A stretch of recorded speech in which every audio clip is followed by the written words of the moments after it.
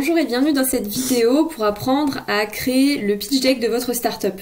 Je m'appelle Dani Kuhn, je suis consultante en digital marketing et pitch coach. J'accompagne des startups, des entrepreneurs et des individus dans l'exercice de leur pitch et ça passe évidemment aussi par la création du pitch deck.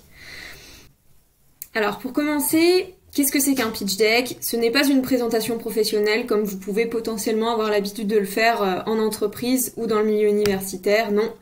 Le pitch deck, c'est vraiment votre support de présentation de pitch. Il doit être à l'image de votre pitch, à l'image de votre présentation qui se veut claire, succincte et convaincante. L'objectif, c'est évidemment de valoriser votre projet, de mettre en avant les éléments principaux pour permettre une meilleure compréhension. Et il ne faut surtout pas que ce soit un support qui vient nuire à votre discours, mais bel et bien un support qui vient appuyer votre propos. Alors, qu'est-ce qu'on trouve dans un pitch deck? En général, on va trouver une dizaine de slides, pas plus, parce qu'un pitch, on va essayer de s'en souvenir, c'est un exercice qui se veut clair, succinct et convaincant. Donc, succinct, ça veut dire sur un court laps de temps. On va aller chercher les éléments marquants de votre business plan et de votre business model. Et oui, on va parler du marché, on va parler de la concurrence, on va parler des constats du problème que vous adressez, on va parler évidemment de votre solution, de votre produit ou service, comment ça fonctionne, quel est le business model, comment vous allez générer des revenus, qu'est-ce que vous faites avec ces revenus, quelle est votre équipe, etc., etc. On va le voir ensemble par la suite. Et évidemment, allez droit au but dans ce pitch deck. Ici, on veut vraiment de la simplicité, quelque chose qui est facile à comprendre dès le premier regard, d'accord? Donc les caractéristiques qu'on va pouvoir retrouver dans un pitch deck, déjà, il faut présenter de manière claire, succincte et convaincante. Je vais le dire, le redire, encore et encore, c'est comme votre pitch. On va prendre une forme plutôt PowerPoint ou Canva ou Keynote, mais en tout cas c'est du 16/9, donc comme cette présentation que je suis en train de vous montrer.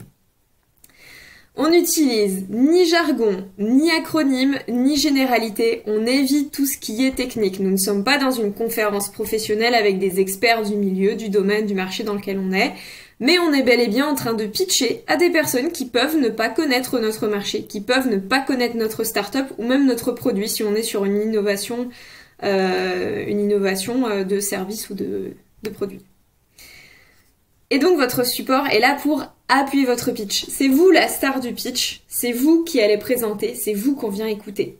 Par contre, le pitch deck derrière vous va être là pour insister sur certains mots-clés, va être là pour venir imager vos propos, et c'est pour ça qu'il faut le travailler aussi avec grand intérêt, mais en étroite collaboration avec votre pitch oral, que vous allez travailler idéalement au même moment. Avant la création de votre pitch deck, il va falloir se poser juste 2-3 questions. Quelle est l'histoire que vous voulez raconter? Quel est le problème? Est-ce que c'est un vrai problème? Comment vous y répondez? Comment est-ce que vous en êtes arrivé à ce constat? Comment vous avez décidé qu'il fallait répondre à ce problème? Enfin, il y a des tas de façons de créer le storytelling de votre entreprise, mais sachez que un pitch qui fonctionne bien est un pitch qui va s'appuyer sur le storytelling, qui va aller chercher notamment les émotions chez les personnes qui vous écoutent. Vous êtes censé avoir la meilleure solution au problème que vous êtes en train de présenter, d'accord? Donc c'est pour ça aussi qu'on va parler du marché, c'est aussi pour ça qu'on va parler de la concurrence. Montrez que tous les indicateurs sont de votre côté. Évidemment, on ne reste pas dans du flou. On va venir apporter des chiffres, on va venir justifier le fait que le marché va répondre à votre produit ou à votre service. Et si vous avez déjà des early adopters, si vous avez déjà des clients, si vous avez déjà des témoignages, voilà, c'est tout des éléments qui vont être rassurants, qui vont permettre de convaincre d'autant plus les interlocuteurs pour votre pitch. Et enfin, montrez que votre startup est la meilleure pour exécuter cette solution-là. Ça, on va surtout se pencher là-dessus quand on va parler ensemble de la slide qui concerne notamment l'équipe. D'accord? Maintenant, en ce qui concerne la structure du pitch deck, donc on a dit une dizaine de slides. Chez Founders Square, on peut vous préconiser ce plan, donc 14 slides pour convaincre, où vous êtes sûr d'avoir absolument tout à présenter. La couverture, le constat, le problème, la proposition de valeur, la solution, le produit, le business model, la taille de marché, l'adoption du marché, la validation du marché, les avantages concurrentiels ou votre secret sauce, la roadmap, la demande de fonds évidemment, et on termine par l'équipe. D'accord ? Allez, on continue avec cette vidéo où on va détailler ensemble les 14 slides que vous allez réaliser pour votre pitch deck. On commence avec la slide de couverture. Évidemment, vous allez tous avoir une slide de couverture qui va présenter votre marque, votre projet. Donc, on va y retrouver les éléments visuels de votre charte graphique, on va retrouver votre logo, idéalement votre typo. Si vous êtes sur une application web ou une application mobile, c'est mieux effectivement d'avoir un mock-up comme c'est le cas ici de notre exemple Pet Club. Évidemment, cette slide, vous allez la soigner. C'est une slide qui va probablement apparaître avant même que vous commenciez votre pitch sur l'écran qui est derrière vous, et donc c'est la première impression que vous allez laisser finalement aux personnes qui vous écoutent. Donc on y retrouve également la baseline, c'est la phrase récapitulative de votre produit, de votre service. Utilisez des éléments visuels. Si on arrive à comprendre dès le premier coup d'œil de quoi on parle, c'est encore mieux. On sait donc de quoi ça parle, effectivement. La slide numéro 2, c'est le constat. Ici, le constat pour Pet Club, c'est l'adoption de chiens est en perpétuelle augmentation et les propriétaires se retrouvent souvent seuls, sans mode d'emploi, sans savoir où aller pour les élever, ni comment les éduquer et les sociabiliser. Donc en fait, c'est une sorte d'introduction au sujet, comme je vous disais tout à l'heure, sur la slide de départ, on doit savoir de quoi ça parle. Si vous avez une slide de couverture qui n'est pas assez parlante, c'est à ce moment-là qu'on rentre dans le vif du sujet. On évite les introductions qui durent 2 minutes, à l'issue desquelles les membres du jury ou les personnes qui vous écoutent finissent par se demander de quoi on parle. Donc là, l'objectif de ce constat, de cette phrase, c'est de décrire précisément les problématiques en une phrase relativement courte, mais marquante. Là, on comprend quels sont les problèmes, on comprend quels sont les constats. Le problème, parlons-en. Ici, on a décelé un constat principal, c'est le fait que un propriétaire de chien a du mal à savoir vers quoi se tourner pour différents sujets de la vie de son chien. Donc là, on va identifier ces différents pain points et on va expliquer en quoi ce sont des problèmes qui sont persistants, qui sont bien réels. On parle vraiment presque de douleur quand on explique le problème sur cette slide. Et pour essayer de retenir l'attention, pensez à nouveau au storytelling. On va essayer de raconter une histoire qui est plutôt percutante et expliquer vraiment la réalité des choses, aller au fond des choses plutôt que de rester dans des généralités. Donc ici, on a la difficulté de sociabiliser son chien, on trouve des profils qui sont compatibles avec nous, c'est-à-dire que si vous avez un petit chien, vous n'allez peut-être pas avoir de facilité pour le sociabiliser avec des chiens plus grands parce qu'il a peut-être des appréhensions et il n'a pas été sociabilisé plus tôt, enfin bref. Donc là, vous expliquez les choses sans rentrer non plus trop dans le détail, évidemment. Vous voyez, ici, on reste sur des phrases claires, nettes et précises. Toujours sur le problème, venir détailler, donc ça c'est toutes les questions que vous allez vous poser finalement pour créer cette fameuse slide numéro 3. Quel est le problème en question? Qui sont les personnes qui rencontrent ce problème? On a identifié dès la slide sur le constat de qui on parle, les propriétaires de chiens, ou les jeunes propriétaires de chiens, ou les personnes qui vont adopter des chiens. D'où vient le problème, qu'est-ce qui a engendré sa présence, et quelles conséquences ça peut avoir finalement sur votre cible. Quelle frustration, quelle douleur ça peut créer. Ici, on parle du propriétaire du chien, mais quelque part, on touche aussi au bien-être de l'animal. Donc, quels sont les problèmes sous-jacents également? On va continuer avec la proposition de valeur. Maintenant que vous avez établi quel est le problème, quels sont les constats, on va annoncer comment nous, avec notre vision, notre start-up, on veut répondre à ça. Donc là, pour Pet Club, c'est simple. On veut réunir tous les lieux et acteurs canins pour faciliter l'adoption, mais aussi l'entretien d'un animal, son bien-être, tout au long de sa vie. Donc là, on vient répondre avec notre vision à toutes les problématiques qu'on a énoncées précédemment de manière très claire, succincte et convaincante. D'accord? Donc généralement, ça se fait sur une phrase ou deux, grand maximum. Vous n'y passez pas non plus beaucoup de temps. Parce que c'est uniquement par la suite qu'on va venir parler de notre solution, comment est-ce qu'on vient répondre au problème.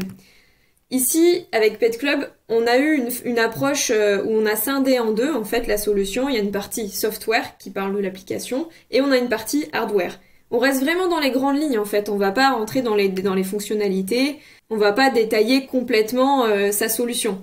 Non, parce que déjà, on n'a pas le temps. Il s'agit bien d'un pitch et non pas d'une soutenance de 20 minutes de votre sujet ou de votre expertise, bien entendu. Donc, moi, ce que je vous recommande pour cette slide, c'est d'aller chercher 3 items dans votre description de la solution. 3 items, ici, on a transformé la sortie du chien en moment social, numéro 1. Numéro 2, rencontrer des chiens et des maîtres avec affinité. Et numéro 3, une sélection d'achats groupés et de bons plans. Donc ça, c'est la description de l'application Pet Club. On rentre pas non plus trop dans les détails, on n'explique pas non plus qu'il y a une fonctionnalité messagerie, on n'explique pas qu'il y a une fonctionnalité de store parce qu'on va pouvoir trouver des marques à des meilleurs prix, etc. Non, on reste vraiment dans des grandes idées ici, d'accord ?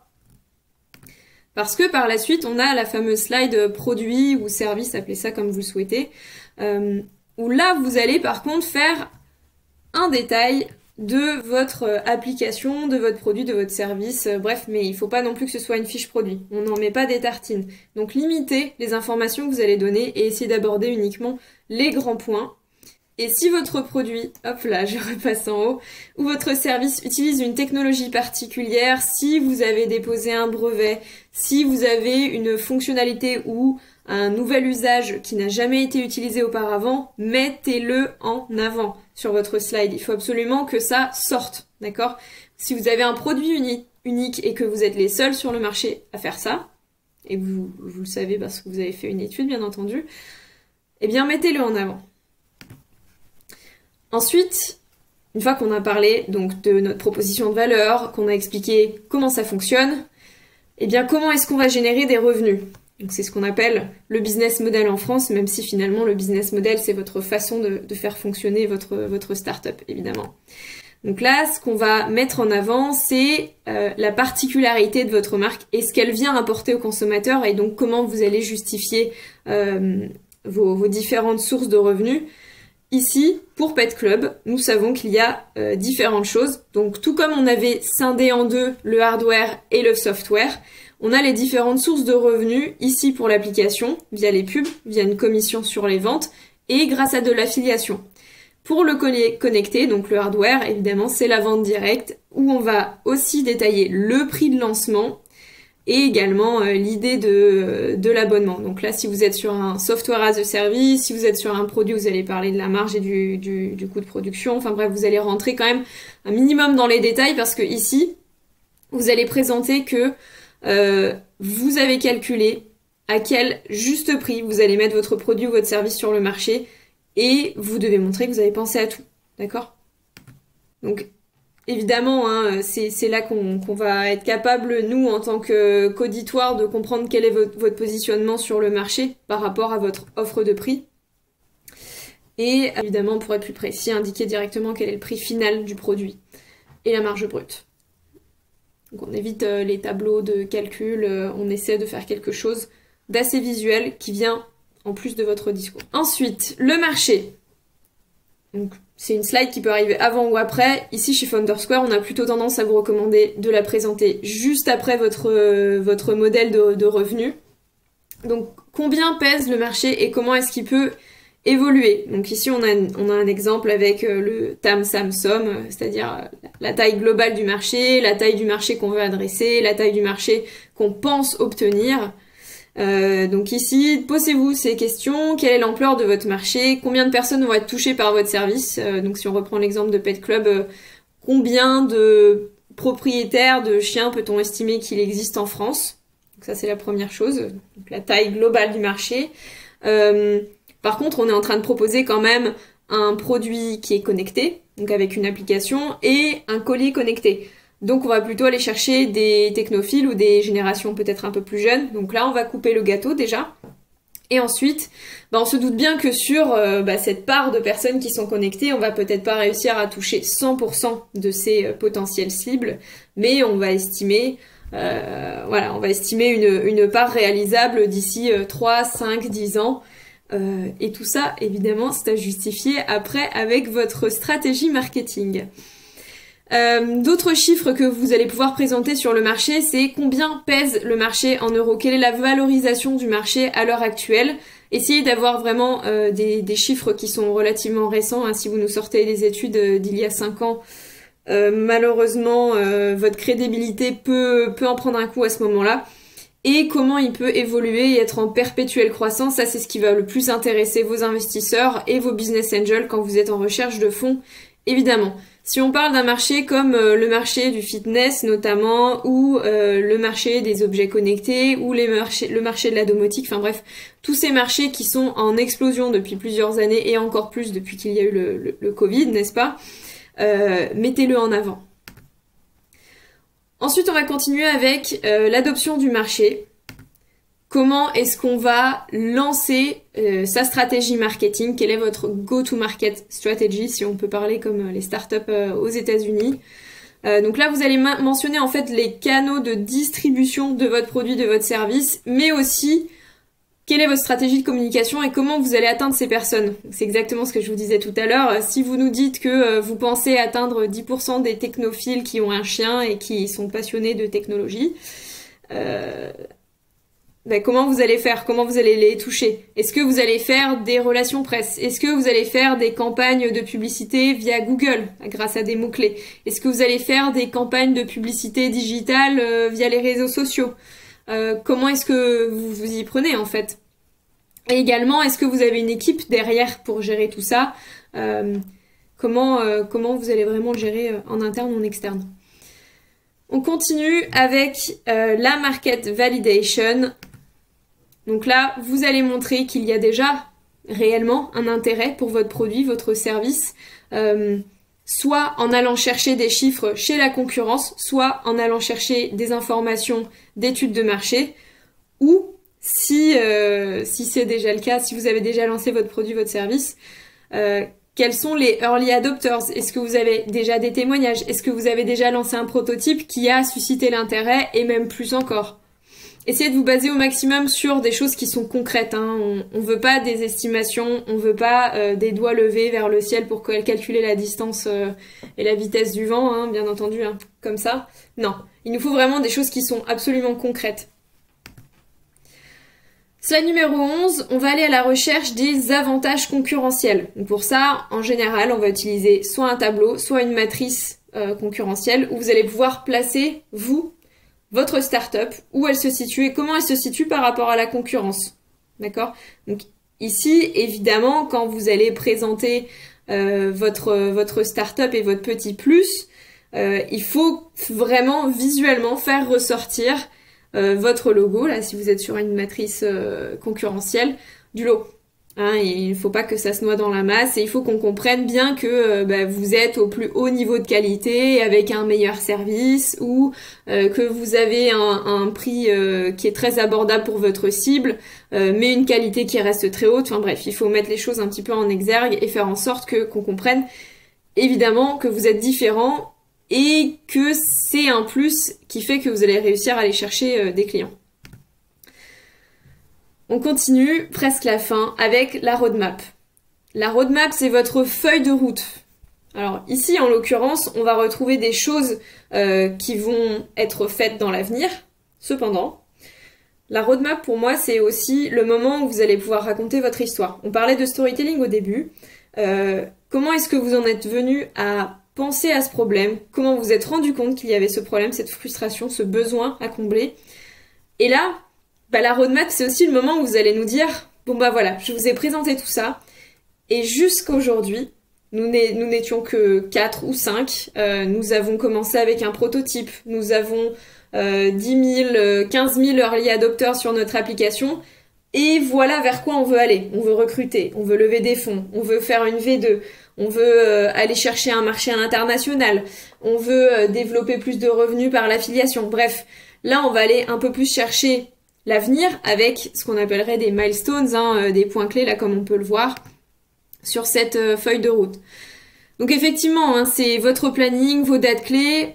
On va pas rentrer trop dans le détail non plus. On va pas dévoiler des éléments qui peuvent être trop stratégiques que vous auriez plutôt tendance à dévoiler pendant la phase de due diligence ou pour un pitch uniquement pour des investisseurs. Mais voilà, vous allez partager quand même avec ces personnes qui vous écoutent, tout ce que vous avez fait jusque-là, tout ce que vous êtes fixé à atteindre pour les prochains mois et les prochaines années. Pardon. Numéro 13, la demande de fonds. Et oui, parce que on ne pitch jamais sans objectif. On ne pitche jamais sans objectif. Ici, en l'occurrence, vous êtes à la recherche de fonds. Donc, formalisez-le de manière claire et précise sur votre support. D'accord? Donc, comment est-ce que vous allez utiliser l'argent également? Quel montant vous allez demander? Pourquoi? Comment est-ce que vous allez diluer? Est-ce que vous êtes en Pre-Seed? Est-ce que vous êtes en Series A? Est-ce que vous allez chercher des prêts d'honneur? Est-ce que vous allez avoir un soutien de la région? Est-ce que vous allez chercher auprès des banques? Bref, détaillez tout ça pour qu'on sache vraiment où vous voulez en venir, comment vous allez vous en sortir et qu'est-ce que vous allez faire avec cet argent. Est-ce que vous allez l'injecter en R&D? Est-ce que vous allez l'injecter pour aller faire des nouveaux recrutements? Ok, si c'est des recrutements, est-ce que c'est plutôt dans des fonctions techniques, commerciales, de direction? Est-ce que vous allez chercher un associé? Enfin, vraiment, on a besoin de savoir qu'est-ce que vous allez faire avec cet argent, parce qu'il y a aussi un critère émotionnel et un petit peu de confiance hein, quand vous allez chercher des fonds.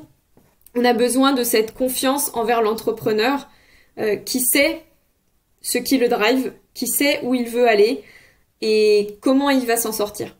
D'accord? Évidemment, si vous avez déjà des personnes qui vous suivent, mentionnez-les, hein, si vous le pouvez, bien sûr. Et on va terminer avec la 14e slide qui parle de votre équipe. Présentez votre équipe en parlant de l'expertise de chaque membre et de leur succès, donc toutes les choses marquantes qui ont pu marquer leurs expériences respectives. Et le but, voilà, c'est de présenter non seulement les hommes et les femmes qui se trouvent derrière une application, derrière un objet, derrière un service, parce que une entreprise, ça reste une histoire de personnes, mais c'est aussi de démontrer que vous avez bel et bien les compétences qui vont être complémentaires pour mener à bien le projet. Donc visuellement et d'un point de vue graphique, oui, on va venir mettre en avant les différentes expériences auparavant. Si vous venez de vous associer avec une personne qui a 15 ans d'expertise dans le domaine dans lequel vous vous lancez, mettez-le, écrivez-le visuellement. On va avoir quand même plus d'impact. Si vous êtes associé à 2 ou à 3 et qu'on a une personne qui est en fonction plutôt technique, une autre personne fonction commerciale, mettez en avant dans votre discours votre complémentarité. Il faut vraiment qu'on comprenne que vous êtes la meilleure équipe pour atteindre cet objectif que vous êtes fixé avec votre vision que vous avez présentée dans le pitch. Ok? Donc voilà pour les 14 slides. Je vous retrouve juste après pour la fin de cette vidéo concernant le pitch deck. On va avoir 2-3 dernières recommandations à voir. À très vite. Allez, on termine par ces quelques slides bonus, hein, des astuces pour votre pitch deck.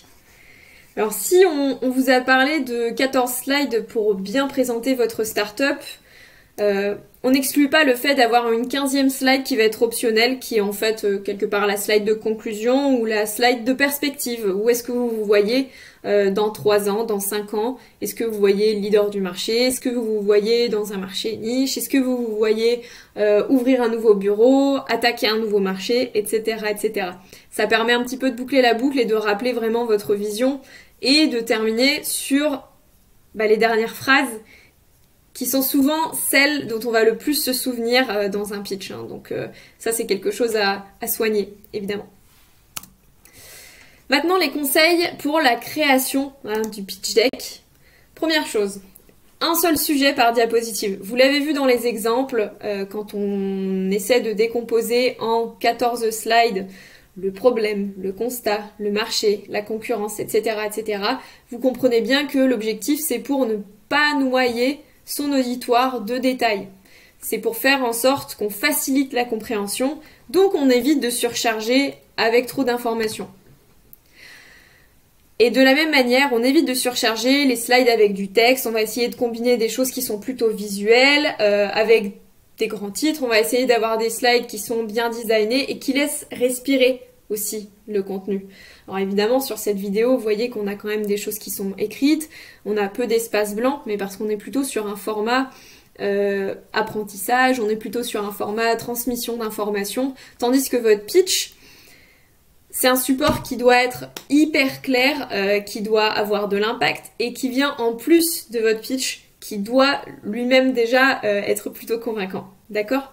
Donc essayez vraiment de synthétiser vos messages et essayez de faire en sorte qu'ils soient courts et percutants.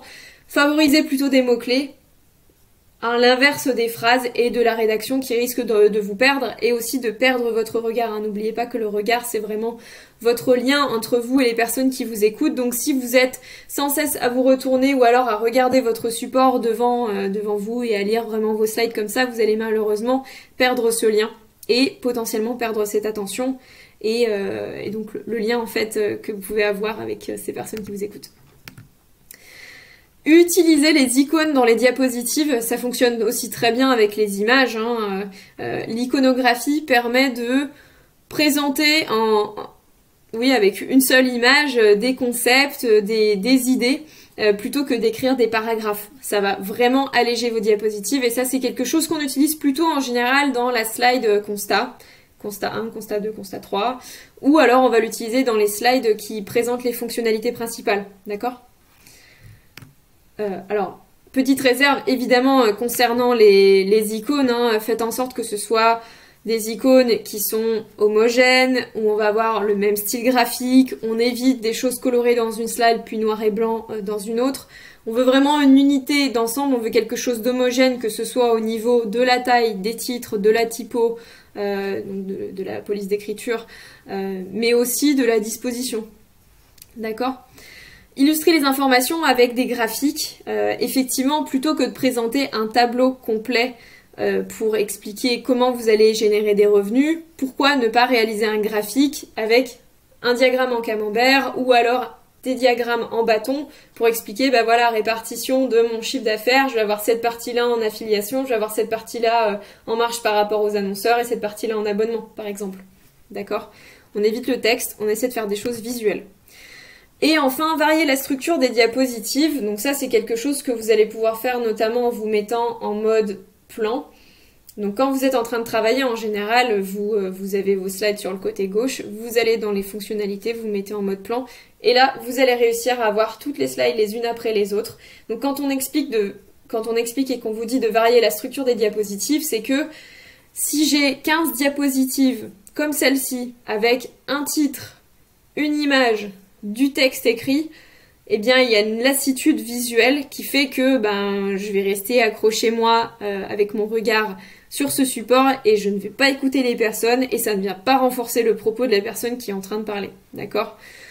Donc on essaie d'avoir quelque chose de captivant du début jusqu'à la fin. On essaie d'avoir des transitions qui sont smooth, c'est-à-dire qu'on va pas faire des transitions avec des balayages à gauche, à droite, des cubes, etc. Non, on fait des choses qui sont simples, transition en fond blanc ou pas de transition du tout. Si on a des animations, on essaie de faire des choses qui sont relativement sobres, donc apparition comme ça ou apparition en fondu. Et on varie la disposition avec parfois une image à gauche, parfois une image à droite, parfois une image en plein écran si on veut parler du problème ou du constat, etc., etc. Et je voulais vous parler des erreurs à éviter. Faire trop long et tout détaillé, ça vous l'aurez bien compris dans cette vidéo, on en a parlé, on essaie d'éviter au maximum de rentrer dans de la rédaction, de rentrer dans les détails. Utiliser du vocabulaire trop technique quand on est passionné par ce qu'on fait, quand on est passionné par ce qu'on vend. On a souvent tendance à oublier que les personnes qui nous écoutent ne sont pas du tout expertes dans ce domaine-là. Donc on bannit vraiment tout jargon technique, on bannit les acronymes, on bannit tous les mots des experts parce que vous devez imaginer que vous avez un public qui peut être fait de personnes qui sont à la fois expertes mais de personnes qui qui sont plutôt type grand public, des personnes qui sont plutôt investisseurs, donc qui connaissent peut-être certaines notions, mais pas tout. Enfin bref, vous avez une disparité de profils devant vous qui ne connaît peut-être pas tous les détails de ce que vous allez présenter, donc on évite. S'exprimer comme un vendeur. Et oui, c'est ce qui est souvent reproché à certains pitchs de start-up où on va plutôt tomber dans du one-man show, où on va vraiment être dans l'extravagance la plus totale. Non, ce qu'on vous demande, c'est d'être sincère. Si vous faites du storytelling, soyez à l'aise avec l'histoire que vous allez vendre. Et j'ai même plus envie de dire avec l'histoire que vous allez raconter. D'accord? Parce que vous allez réussir à convaincre par le biais de l'émotion dans votre façon de raconter. Et non pas comme un vendeur de tapis. D'accord? On veut pas entendre ma solution c'est absolument la meilleure, tous les concurrents ce qu'ils font c'est nul. Non. Vous savez comment est le marché, vous savez quels sont vos points forts. On vous demande juste de les mettre mieux en avant, de raconter une histoire. De mentionner qu'une seule fois le nom de votre produit ou de votre service, c'est vrai. Souvent à la fin des pitchs, on a les membres du jury ou les personnes de l'auditoire qui vont demander mince, je me souviens plus tout à fait, comment ça s'appelait, je me souviens pas. Oui, parce que effectivement, on veut l'entendre au moins 4 à 5 fois. Pendant l'introduction, quand vous vous présentez, quand vous présentez les membres de l'équipe, quand vous présentez votre vision, quand vous rappelez le nom de votre produit ou de votre service, enfin bref, il faut qu'on martèle ce message-là, bien sûr. Et ne pas faire évoluer votre pitch avec le temps. Vous allez vous tester au pitch. Vous allez pitcher devant des personnes qui vous connaissent, devant des personnes qui ne vous connaissent pas. Vous allez pitcher devant des personnes qui n'auront aucune pitié. Et à l'inverse, devant des personnes qui seront très bienveillantes, notamment dans des programmes d'incubation par exemple.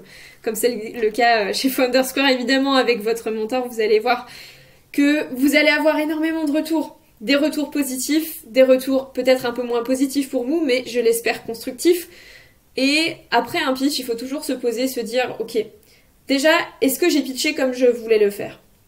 C'est-à-dire, est-ce que dans ma façon de parler, au niveau paraverbal et au niveau gestuel, est-ce que je me suis exprimée bien? Est-ce que j'ai dit tout ce que je voulais dire? Donc si la réponse à ça c'est non, c'est que vous devez apprendre par cœur votre pitch, vraiment. Et enfin, quels sont les retours qu'on a pu me faire? Quelles sont les choses qui ont bien été comprises? Quelles sont les choses qui étaient des zones floues plutôt? Qu'est-ce qui n'a pas été compris? Donc là, il faut faire évoluer votre pitch en vous disant « Ok, mon business model, il n'est pas bien expliqué, tout le monde n'a pas compris que je générais des revenus de cette manière-là, changez-le. » Ok, donc soyez à l'écoute des retours et même aller chercher ces feedbacks. Et enfin, être trop optimiste. Quand on vous dit que l'enthousiasme, c'est quelque chose qui est contagieux, c'est vrai, mais il faut quand même rester professionnel, il faut quand même avoir les pieds sur terre. Un entrepreneur, un bon entrepreneur, c'est quelqu'un qui est capable d'emmener les foules grâce à ses idées, grâce à sa vision, mais qui reste néanmoins assez pragmatique et qui a les pieds sur terre et qui sait rassurer les personnes qui vont le suivre. Donc ne soyez pas trop optimiste, ne rentrez pas non plus dans le travers d'un vendeur trop optimiste, si on mixe les deux. Voilà, cette vidéo se termine. J'espère que vous aurez réussi à mieux déconstruire comment réaliser votre pitch deck. Il n'appartient qu'à vous maintenant de vous poser, de commencer à remplir ces différentes slides. Ce que je vous conseille moi personnellement, c'est aussi de regarder la vidéo sur comment bien gérer votre pitch. Parce que les deux en fait vont être vraiment étroitement liés. Évidemment le plan reste le même puisque vous dites la même chose et pendant votre pitch oral et dans votre pitch deck, mais je vous recommande vraiment de travailler les deux ensemble parce que l'un va façonner l'autre. Voilà. Donc si vous avez des questions, je serais ravie d'y répondre personnellement. N'hésitez pas à me contacter via LinkedIn ou via Founders Square et je vous souhaite bon courage et je vous dis peut-être à très bientôt.